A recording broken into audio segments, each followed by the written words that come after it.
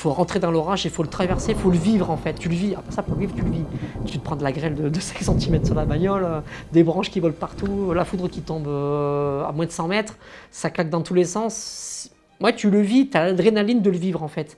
Et après, en vieillissant, parce que c'est comme tout, malheureusement, on vieillit. Et puis quand tu arrives à la trentaine, tout ça, et bien après, tu te dis, bon là, ok, j'ai traqué, j'ai vécu ces éléments en direct live, j'étais dedans. J'ai pris des risques des fois, limite à noyer les bagnoles.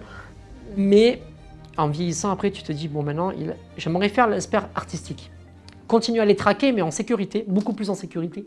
Donc, aux abords du rideau de précipitation, toujours. Et surtout, l'envie d'immortaliser la photo, mais avec un paysage. Et là, du coup, tu te fous du coup des barrières, parce que c'est beaucoup plus technique, beaucoup plus compliqué. Donc, c'est là où intervient, du coup, la photographie. Alors moi, je suis autodidacte, donc j'ai pas fait de cours de photographie. Donc j'ai appris quand même sur le tas. Je suis allé voir des expos photos, voir des paysagistes pour voir un petit peu comment ils faisaient. Et le but, c'est pas de les recopier, c'est de faire sa propre marque, sa patte. Mais pour ça, il faut quand même voir un petit peu comment ça se passe, comment ils travaillent les gens, et t'inspirer d'eux pour après, toi, établir ton propre chemin, quoi, en fait.